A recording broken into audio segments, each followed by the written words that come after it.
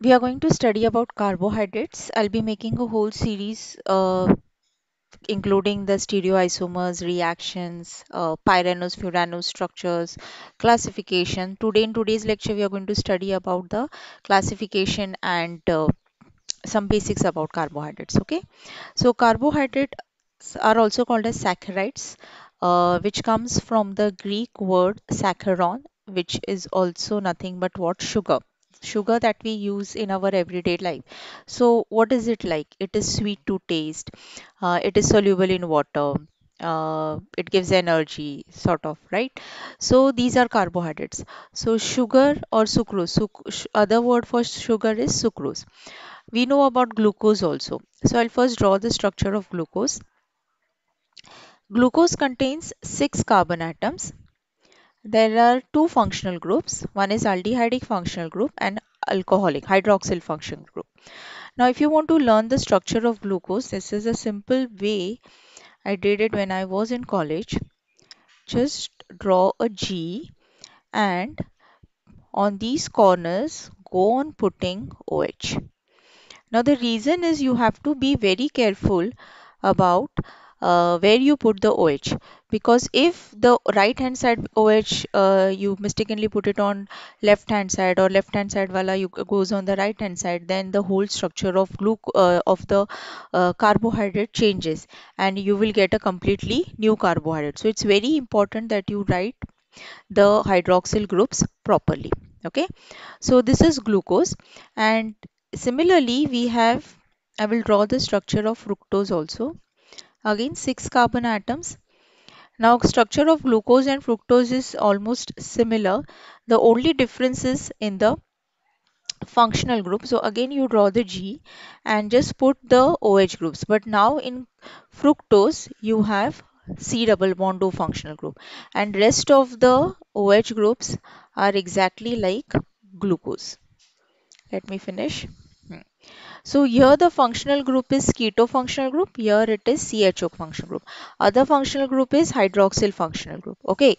So these are carbohydrates. Carbohydrates are nothing but polyhydroxy aldehydes and ketones, which on hydrolysis give polyhydroxy aldehydes or ketones.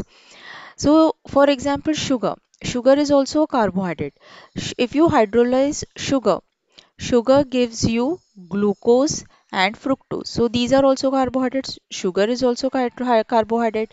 So one carbohydrate, when you break down, you get other carbohydrates. That is the meaning of this statement. And because all these carbon atoms are chiral in nature, these compounds are optically active. So these are some of the examples: glucose, fructose, sucrose, and there are various classification of carbohydrates. We can classify on the basis of hydrolysis, basis of the crystalline and amorphous nature, basis on solubility of in water, basis on the functional group. Okay, so here we are going to do on classification based on hydrolysis. As I said, one carbohydrate hydrolyzes to give another carbohydrate. Okay, so to start with, the basic unit of carbohydrate is monosaccharide. So these three are the basic classification of carbohydrates: monosaccharides, oligosaccharides, and polysaccharides. Monosaccharides, from the name itself, if you look at the name monosaccharides, these are the basic units of carbohydrates. These are the simplest sugar which cannot be further hydrolyzed. You cannot carry hydrolysis of monosaccharides. All the other carbohydrates will hydrolyze and stop at monosaccharides. Monosaccharides cannot be further hydrolyzed. They are sweet to taste, crystalline, water soluble. Example of monosaccharide is glucose, fructose. Okay.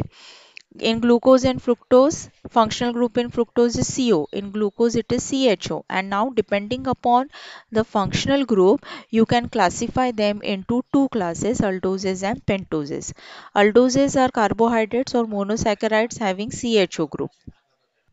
Sorry for the interruption. So you have two functional groups, aldehydic and keto. When you have a CHO group, we call it as aldoses. When keto group is there, we call it as ketoses. And if there are three carbon atoms, we call it as aldotriose, ketotriose, four carbons, aldotetrose, ketotetrose, so on. So glucose is an example of aldohexose. Aldehydic functional group, 6 carbon atoms. Fructose is an example of ketohexose. hexose. Okay, so this stands for keto group and this stands for 6 carbon atoms. Fine. Next classification is oligosaccharides. So on hydrolysis, they gave 2 to 10 monosaccharide units. These are also crystalline, water soluble, sweet to taste. Example of oligosaccharide is sucrose. Okay, and depending upon the number of units they give after hydrolysis, we can further classify it into disaccharides, which gives you 2 monosaccharide units. So example, maltose is glucose and glucose, 2 glucose units, lactose, glucose, galactose, sucrose or sugar. Okay, so that is nothing but what? Glucose plus fructose, right? If you get 3 monosaccharides, we call it as trisaccharide. Example is raffinose. Stachyose is an example of tetrasaccharide, 4 units of monosaccharides. Okay, pentasaccharides, 5 units of monosaccharides. Example is this is a wrong spelling. This is stachyose. Okay, this is verbicose. Verbicose. 3 galactose, glucose, 1 glucose, and 1 fructose, and so on. Next is polysaccharides. These they are the big polymers, or you can say complex carbohydrates, and they give more than 10 monosaccharide units. And they have high molecular weights because so many monosaccharide units are attached to each other. They are also amorphous in nature. Amorphous in nature, then they are water insoluble. Okay, so these are some of the example characteristic. Example is starch, cellulose. These are example of polysaccharide.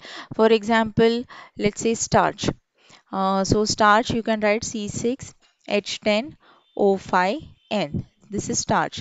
This on hydrolysis it breaks down to give C6H12O6 N number of molecules of glucose.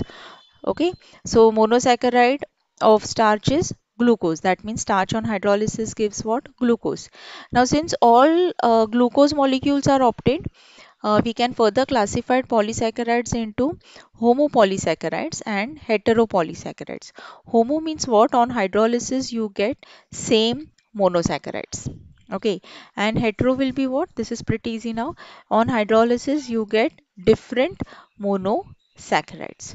So this was the classification based on hydrolysis, right? Now, depending upon their solubility or the crystalline nature, we can also classify them into sugars and non-sugars.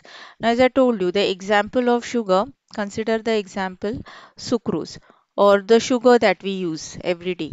So, what is it? It is sweet to taste. It is soluble in water. Okay, it is crystalline in nature. So, this is all about sugar. Non-sugars are exactly opposite to this. So they are not sweet. So we can say these are tasteless, no taste as such. These are insoluble in water. They are not crystalline. So these are examples of sugars and non-sugars. And further, we can also classify sugars into reducing sugars and non-reducing sugars. Now, what is this classification based on? This is based on the capacity or ability of the monosaccharides to reduce Tollens reagent and Fehling solution. Okay, Tollens is silver ammoniacal solution, Tollens reagent and Fehling solution. So what exactly it means? Now we know that when a aldehydic group is there, aldehydes are good reducing agents. So they reduce Tollens reagent and Fehling solution, right? So in carbohydrates, we say when the aldehydic or the keto functional group is free, these are reducing sugars. Okay, so they can reduce tolerance and fillings. If it is not free, they are non-reducing sugars.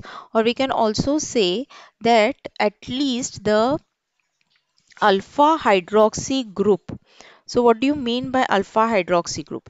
So this is your functional group. So this carbon attached to this is your alpha carbon atom, and alpha 2 alpha OH is attached. This is your alpha hydroxy group. And suppose if you want ketosis, so in this is your alpha, sorry, this is your functional group. Carbon attached to functional group is your alpha carbon atom. So if such type of structure is free, if you have at least an free alpha hydroxyl group, free CHO group, free CO group, then such carbohydrates are termed as reducing sugar. Okay, so presence of groups like alpha hydroxy aldehyde. So this is your alpha hydroxy aldehyde. Presence of alpha hydroxy ketone will tell you whether the group is, whether the molecule is reducing and non-reducing. So these are some of the differences between reducing non-reducing. Most important criteria: free aldehydic and keto group.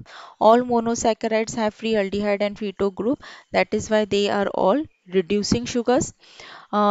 Some disaccharides are reducing, some disaccharides are not. Example, sucrose. In the sucrose, this functional group, which where the cyclization takes place, these are the anomeric carbon atoms, and both are involved in formation of the glycosidic linkage.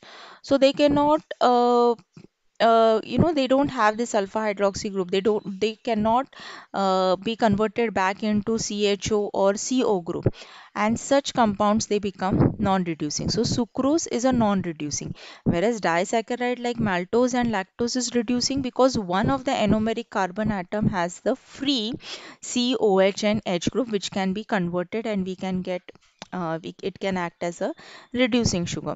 So this is the basic criteria over here. So this is cyclic structure of glucose and this is the anomeric carbon atom. So if oxygen on the anomeric carbon atom, if oxygen on the anomeric carbon atom is not attached to any other structure, that sugar is a reducing sugar.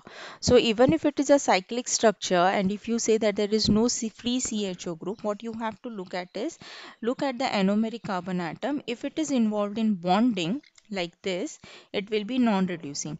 If it is not involved in bonding, it will be reducing sugar. So this was about classification of carbohydrates. Next video will be on the DL notations of carbohydrates.